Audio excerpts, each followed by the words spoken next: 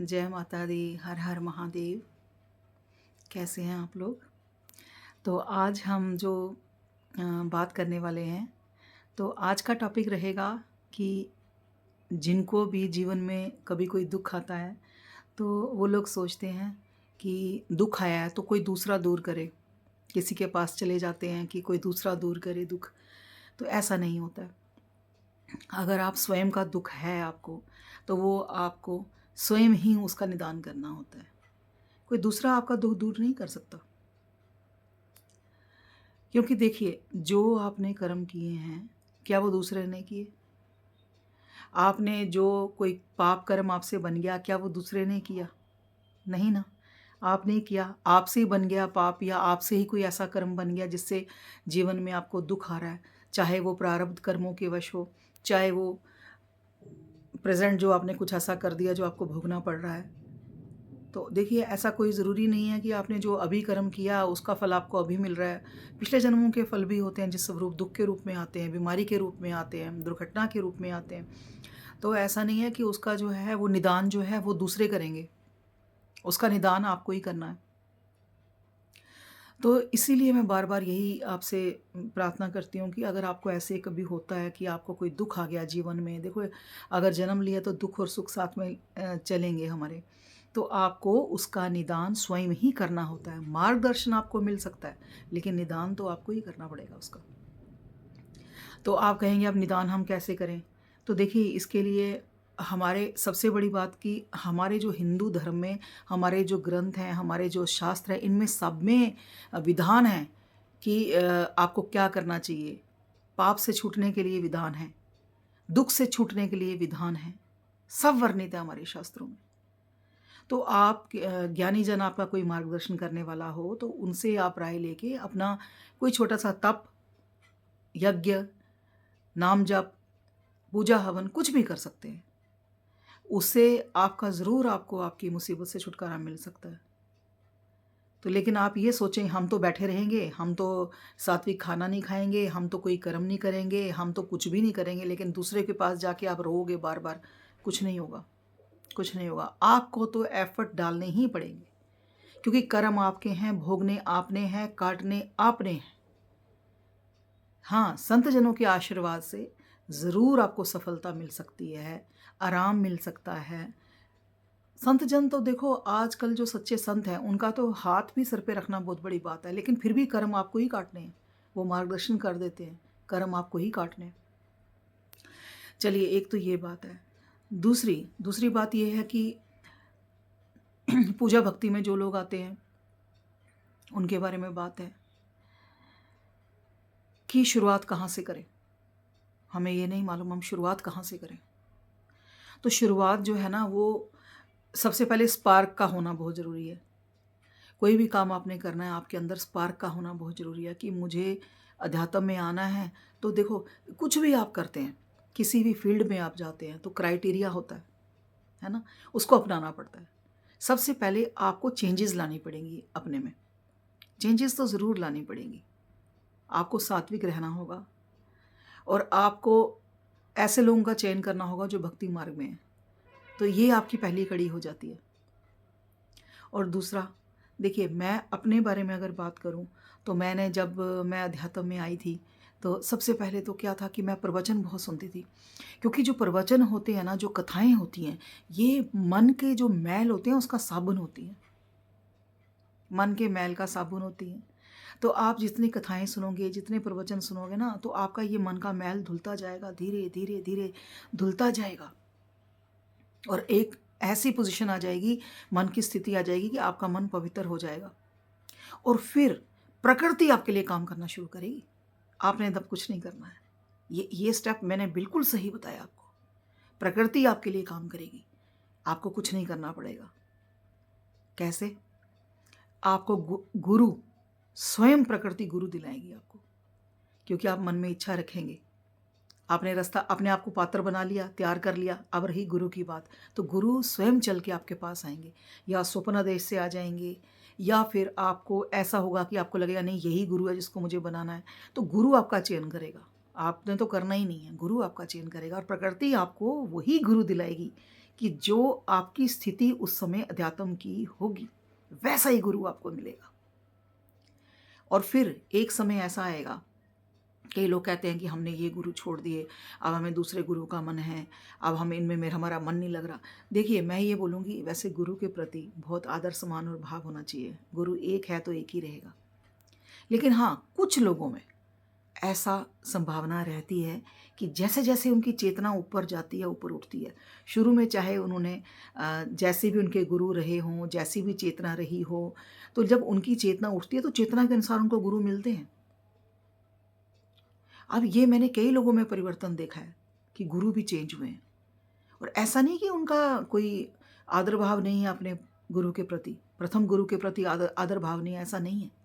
लेकिन मनोस्थिति के अनुसार, चेतना के अनुसार, क्योंकि आपको तो देखो, जो आप ऑफिस में काम करते हो, तो आप पहले देखो क्या काम करते हो। आपका जो स्टाफ होता है, फर्स्ट स्टेज में आप कहाँ होते हो, सेकंड स्टेज में कहाँ होते हो, थर्ड स्टेज में जाके आप मैनेजर तक पहुंच जाते हो। फिर उसके बाद आप ऐसे ऐसे आप जंप करते करते एक हायर लेवल तक पहुंच जाते हो, है ना। उसी कंपनी में आप जीएम होके बैठ जाते हो। हाँ, तो वो क्यों होता है? क्योंकि आपको वो काम आ गए, फर्स्ट सेकंड स्टेज के काम आ गए। अब आपको थर्ड स्टेज वाला काम ही अच्छा लगेगा। निचला काम आप बोलोगे ये तो मैंने कर लिया, इसमें मुझे महारत हासिल है। तो फिर वैसे गुरु की तलाश हो जाती है और प्रकृति स्वयं वो गुरु आपको दे देती है। जैसे आपका चेतना का उठान होता है, उसी हिसाब से आपको गुरु मिलते हैं। तो क्योंकि ये आत्मा की भूख होती है, जो ही आप स्टेप स्टेप चलते हैं ना, तो ये आत्मा की भूख होती है। आपकी आत्मा, अंतरात्मा ये कहती है अब मुझे और चाहिए, मुझे अब ये लेवल मुझे समझ में आ गया, मुझे अब हायर लेवल चाहिए। बच्चे भी पढ़ते हैं ना, first class, second, third, fourth, ऐसे करते करते वो भी हायर तक जाते हैं। ऐसे मन की चेतना का जो स्तर होता है ना, ये बढ़ता जाता है, बशर्ते कि आप इस पथ पे ईमानदारी से अग्रसर होते हैं। ठीक है, तो मैंने बताया प्रवचन जो होते हैं वो मन का मैल धोने के लिए साबुन होते हैं।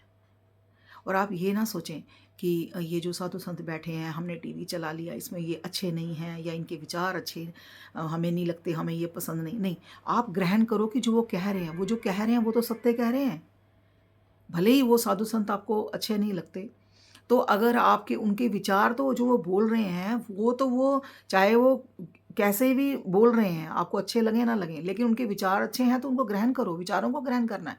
जो बैठा है सामने, जो बता रहा है, वो सच्चा है या नहीं, लेकिन उसकी बात सच्ची है तो उसको ग्रहण करो।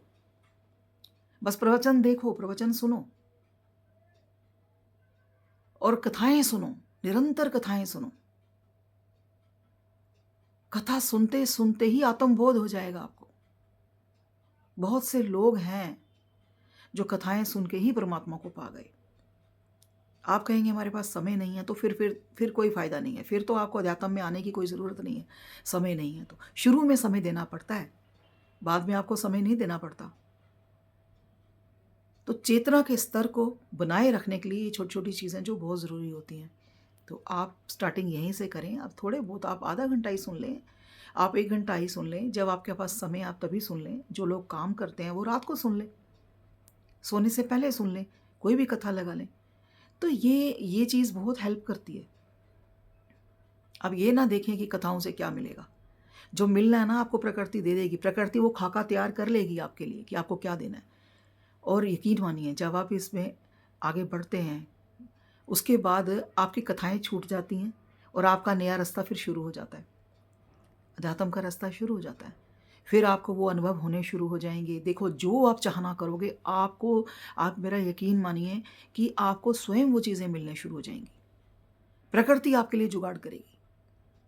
और मैं आपको बताऊं, जिन दिनों मैं तप में थी, मैं कहती थी कि आज मैं बाहर नहीं जा सकती।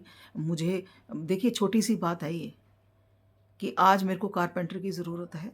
मेरे में कोई कबर्ड में प्रॉब्लम हो गई है या मेरे बेड में प्रॉब्लम हो गई, मुझे कारपेंटर की ज़रूरत है। तो यकीन मानिए 15 से 20 मिनट के अंदर बाहर से आवाज़ आ गई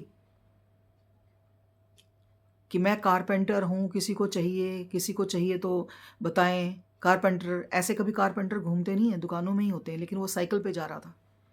और मैंने उसको, जब बाहर गई भागते हुए, तो मैंने उससे कहा कि भैया आप क्या इसी तरह से रोज़ निकलते हो? बोला नहीं, नहीं, आज ना मैंने अपनी दुकान बंद कर दी थी, तो मैं घर जा रहा था, तो मैंने कहा चलो इस गली से गुज़रते हुए किसी को काम हो तो करता जाऊँ। इसको आप क्या कहेंगे? ये प्रकृति आपके लिए जुगाड़ करती है। और तो ये मैंने छोटा-सा उदाहरण दिया है। इतने बड़े-बड़े उदाहरण हैं कि आप के साथ अगर मैं शेयर करने लगी, तो आप कहोगे पता नहीं ये किस तरह की बात हो रही है, लेकिन सत्य बात हो रही है। बहुत ऐसे छोटे-छोटे काम आपके घर के, आपको पुष्प चाहिए, कोई पुष्प लेके आ जाएगा। कोई संत आ रहे हैं, तो आपके घर में आपको पता चल जाएगा कि आज वहाँ पुष्पों की सेवा है, वहाँ जाना है। पता नहीं होता किसी को कि कौन आने वाला है, लेकिन वो प्रकृति आपको जता देती है, अंदर से महसूस होने लग जाता है। ये शक्ति है भक्ति की। आपको किसी के दरवाज़े पे जाके माथा नहीं टेकना पड़ेगा। तो अध्यात्म में आओ, अपने कर्म तो सुधरते ही हैं। जो हम लेके आए हैं जन्मों के पापों की गठरी हैं, वो तो कम होती ही हैं, जीवन में सुख होना शुरू हो जाता है। आपकी कुंडली बदलना शुरू हो जाएगी। मैं पहले कुंडली देखा करती थी, लेकिन अब मैं जो लोग भक्ति में आ जाते हैं उनको मैं कहती हूँ अपनी कुंडली फाड़ के फेंक दो। सारी कुंडली चेंज हो जाती है। जो लिखा होता है वो घटित ही नहीं होता। 90% कुंडली चेंज हो जाती है, वो घटित ही नहीं होगा। तो अब बताया जाएगा तो बोलेंगे ये तो गलत बता रही हैं हमें, क्योंकि भक्ति में आ जाते हो तो भगवान बहुत से आपके कर्म जो है ना वो तो कट जाते हैं आपके। मैंने यहाँ तक देखा है। और ये 1 और 2 दिन की बात नहीं है, ये मैं अपने जीवन की 17-18 साल की जो मैं भक्ति के अनुभव हैं वो आपको बता रही हूँ। तो आप भक्ति में आएँ, ये बहुत मीठा फल है। कर्मों का बोझ, कर्मों की गठरी कैसे खाली होगी? जन्मों-जन्मों के पाप लेके घूम रहे हैं। इस जन्म में जो किए, वो किए हैं। जो पिछले जन्मों के पाप जिनके कारण हमें बीमारी आती है, जिनके कारण दुःख आता है, उनको हल्का नहीं करोगे तो आपको कहते हैं ना आर्ट ऑफ लिविंग, मैं कहती हूँ आर्ट ऑफ डाइंग। मरना सुधारो। और मरना कैसे सुधरेगा? आ जाओ भक्ति में। अभी देर नहीं हुई, भक्ति में आ जाओ। खाली मंदिर जाना भक्ति नहीं है। कहीं मत जाओ। मैं तो किसी मंदिर नहीं गई शुरू से। बाद में जाना शुरू हुआ ठीक है, लेकिन मैं नहीं गई। मैंने तो कथाओं से ही, प्रवचन से ही अपने जीवन की शुरुआत की। और ऐसा नहीं है कि मैं बहुत दुखी थी। अब आपको एक बात और बताऊं कि क्या हुआ कि एक बार ना मैं किसी बहुत अच्छे संत यहाँ पे आए। अभी तो मैं उनके साथ जुड़ी हुई हूँ, तो मैं उन संत को मैं प्रणाम करती हूँ। बहुत उच्च कोटि के संत हैं। तो वो जयपुर में आए हुए थे कहीं, तो मैं कथा के लिए गई। तो यकीन मानिए अब वहाँ पे जब भजन चला तो भाव हो जाता है। तो उन दिनों मुझे बहुत भाव उठते थे मन में। तो भाव में मैं एकदम से ऐसे हो गई। और जब आप भाव में होते हैं ना तो आपको पता नहीं है कि आपके अश्रुधार हो रही है, आपके हाथ चल रहे हैं, या आप कहाँ हो, कहाँ पहुँच गए, वो भाव उत्पन्न हुए। तो जब मेरे साथ एक माताजी बैठी थी तो मैं जब उठी सत्संग के बाद से, तो अब जो साथ में साधु संत जुड़े हैं उनको तो पता ही होता है, भाव होते हैं ये। तो अब देखिए, अब मैं इसमें दूसरा टॉपिक कुंडलिनी का है, वो मैं ज़रूर लूँगी अगले वीडियो में अगर आप चाहेंगे।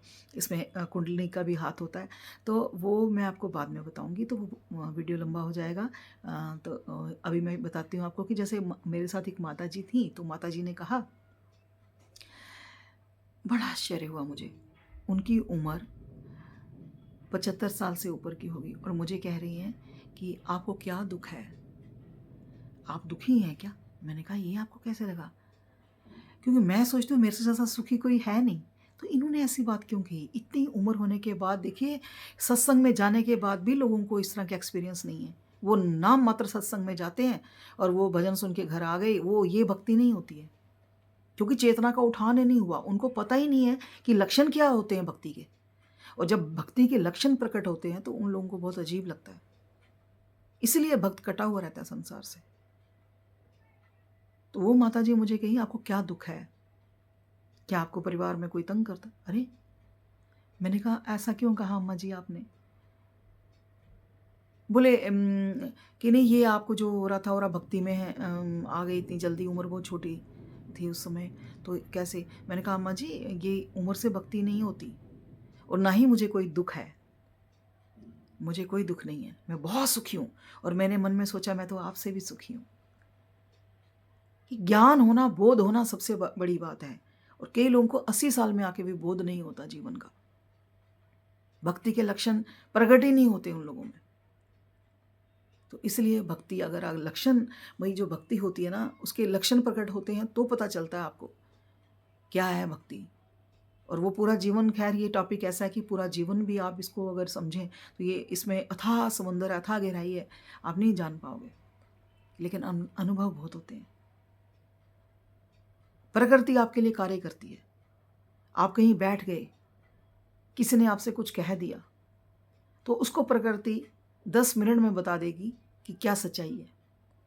यहाँ तक प्रकृति साथ देती है।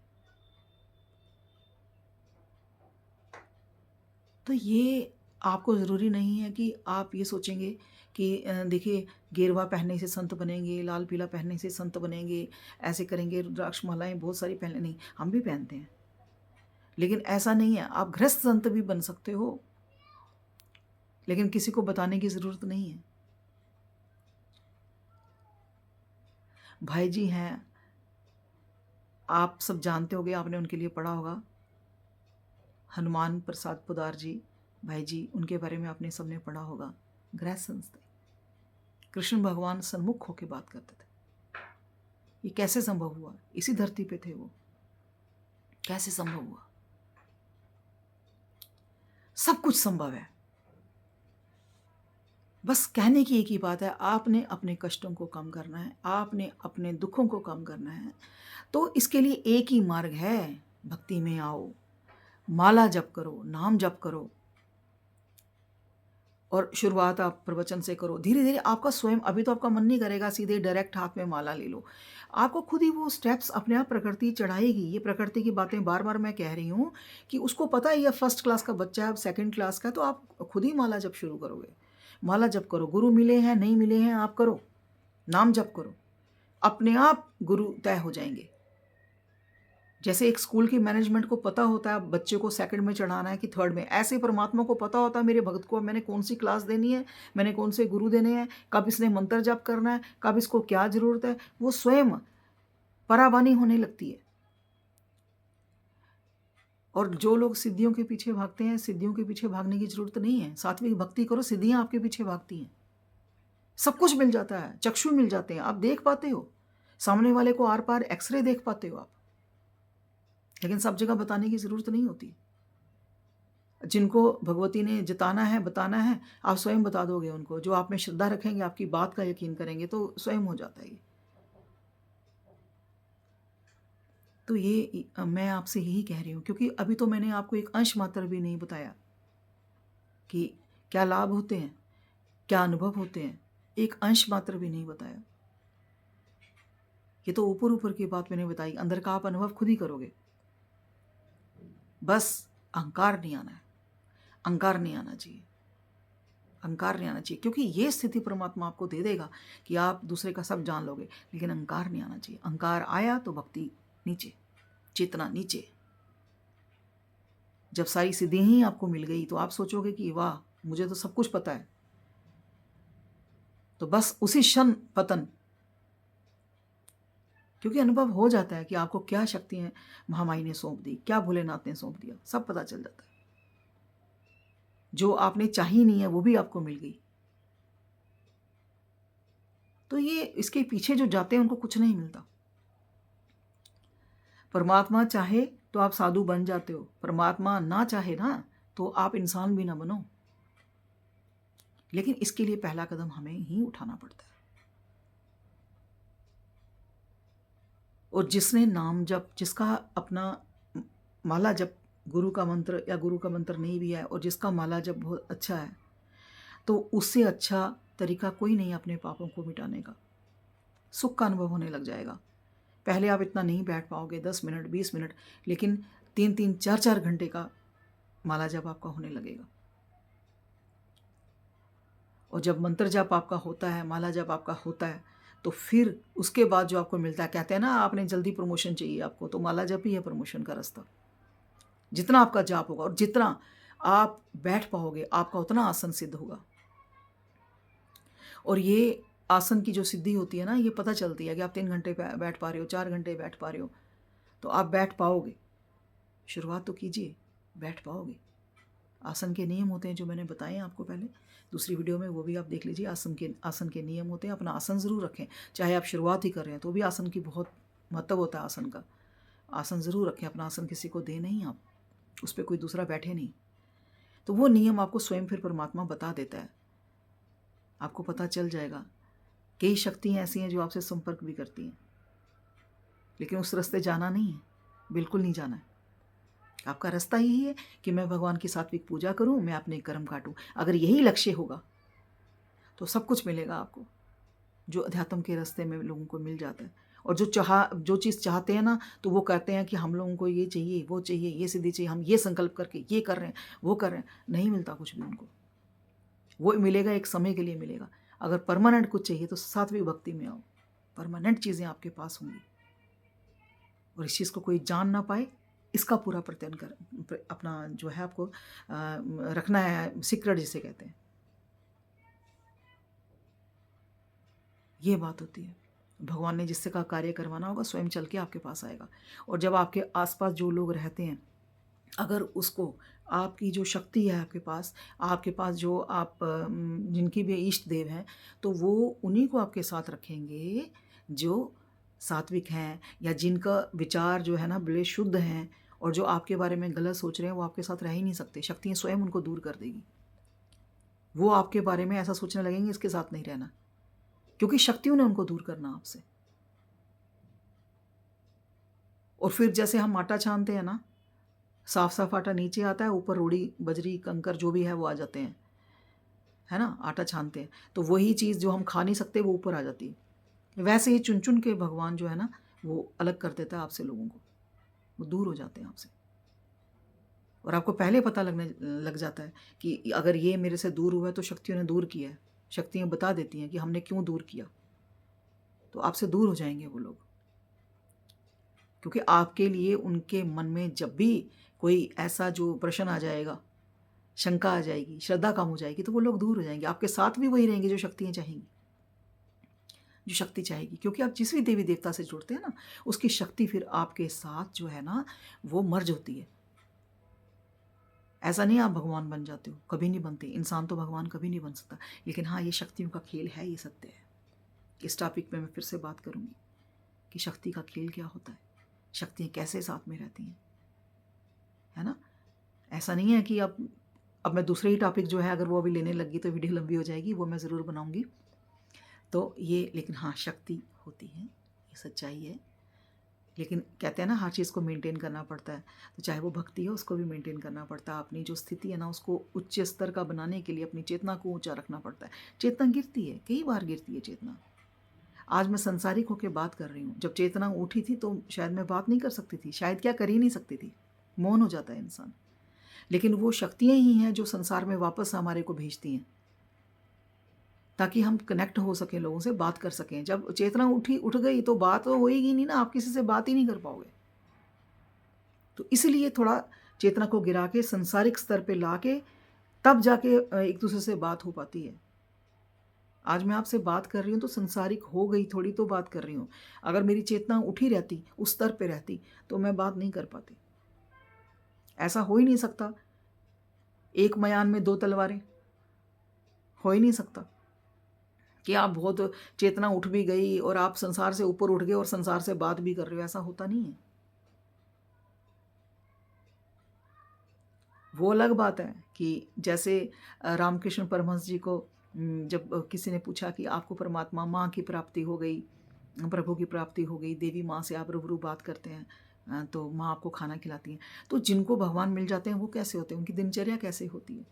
तो रामकृष्ण परमहंस जी ने कहा कि देखो, जो भक्ति करते हैं उनके सींग नहीं निकलते हैं, वो भी खाना खाते हैं, वो भी खाना बनाते हैं, वो भी काम करते हैं, वो भी झाड़ू करते हैं, वो भी लकड़ियाँ लाते हैं, चूल्हा जलाते हैं, कार्य उनके वही रहते हैं। उनका अंतर मन जो होता है ना, वो संसार से उठ के चेतना जो है यहाँ आ जाती है। क्योंकि शरीर कार्य करता है, शरीर का धर्म है कार्य करना, मनोस्थिति बदल जाती, लेकिन कार्य तो वही रहते हैं सारे। देखने वाले को तो लगेगा दो आंखें हैं, नाक है, मुंह है, बात कर रहा है, लेकिन अंदर से वो इंसान वो नहीं होता। वो संसार को और तरह से दिखता है कि ये ड्रामा है, ये खेल है, ये रचा हुआ है, उसमें ड्रामा देख रहा हूँ, मैं ड्रामा देख रही हूँ। तो यही रामकृष्ण परमहंस जी ने बोला। तो कार्य तो हमें सारे करने पड़ते हैं, ऐसा नहीं करने पड़ते, लेकिन जो आनंद होता है ना, वो संसार के लोगों को आनंद नहीं होता। अध्यात्म में आने के बाद एक आनंद में रहता है वो इंसान, दुख और सुख की अनुभूति से दूर होता है। थोड़ा ही होगा उसको संसारिक लोगों से दुख और सुख, लेकिन आनंद की अनुभूति रहेगी। वो स्वयं पता चलता है कि मैं आनंद में हूँ। वो आनंद बताया नहीं जा सकता किसी को, है ना। आप गुंगे से कुछ टॉफ़ी उसको खिलाओगे, उसका स्वाद पूछोगे, स्वाद कैसा था, वो बता नहीं पाएगा, लेकिन वो आनंद महसूस करेगा कि आनंद है इसमें, खाने में मीठा बहुत है। तो ये आनंद जो है ना महसूस किया जा सकता है। बहुत आनंदित रहते हैं। एक तरंग सी रहती है इंसान के अंदर, आनंद की तरंग, वो परमात्मा की तरंग होती है। फिर वो साधक उस तरंग से दूर नहीं जाना चाहता। तो आज के लिए इतना ही। हर हर महादेव। और हाँ, अगर आपको जानना है शक्ति के बारे में तो मुझे कमेंट करें, तो कमेंट करेंगे तो मैं बताऊंगी आपको, है ना। अगर आप कमेंट नहीं करेंगे तो मैं आपको क्या बताऊंगी, मुझे लगेगा आप इंटरेस्टेड नहीं है सुनने में। तो बहुत सी ऐसी बातें हैं जो आपने सुनी नहीं होंगी। और हाँ, मैं रास्ता भी बताऊंगी आपको कि पहला स्टेप क्या है, सेकंड स्टेप क्या है, थर्ड स्टेप क्या है। वहाँ तक आप आओगे तो मैं आपका हाथ पकड़ के आपको चलाऊंगी, अगर आपकी इच्छा है। और ये मैं नहीं चलाऊंगी, ये देवी की जो अनुभूति है मुझे अंदर से है कि कुछ ऐसे लोग हैं जिन्होंने मुझे मैसेज भी किए हैं कि हम चलना चाहते हैं इस रास्ते में। मैं first second step third step तक छोड़ दूंगी वहाँ से फिर उनको खुद ही चलना होगा। लेकिन हाँ, ये ज़रूर है, महामाई उनका हाथ पकड़ेगी, उनके इष्ट जो भी हैं वो हाथ पकड़ेंगे, है ना। अब मैं माँ की भगत भले ही हूँ, मैं भगत नहीं कहती अपने आप को, चलो मैं माँ को मानती हूँ या मैं शिव को मानती हूँ, लेकिन ऐसा नहीं है कि मैंने भगवान कृष्ण भगवान की अनुभूति नहीं की है। सभी देवी देवताओं की अनुभूति होती है, एक ही हैं सब। तो मैं कृष्ण भगवान को भी उतना ही मानती हूँ, उतना ही मैं और देवी देवताओं को, राम जी को मानती हूँ। क्योंकि राम जी ने भी मुझे, जब मैंने रामायण शुरू की थी फर्स्ट टाइम, जब मैं अध्यात्म में आई थी, कथाओं के बाद मैंने रामायण की थी, तो रामायण से ही मुझे साक्षात्कार हुआ था। उन्होंने ही मेरे को वहाँ से मिलाया। तो राम जी के प्रति मेरी श्रद्धा है। तो आपको देवी देवता जो है ना वो अनुभव देने लगते हैं। ऐसा नहीं है कि आपने बस आप एक ही इष्ट है आपके, तो आपने और किसी का सम्मान ही नहीं करना है। ऐसा नहीं होना चाहिए, और ऐसा होता भी नहीं है, ऐसा होता भी नहीं है। जय माता दी। हर हर महादेव। अपना ध्यान रखें और भक्ति में लग जाए। मैं आपके साथ हूँ। जय माता दी।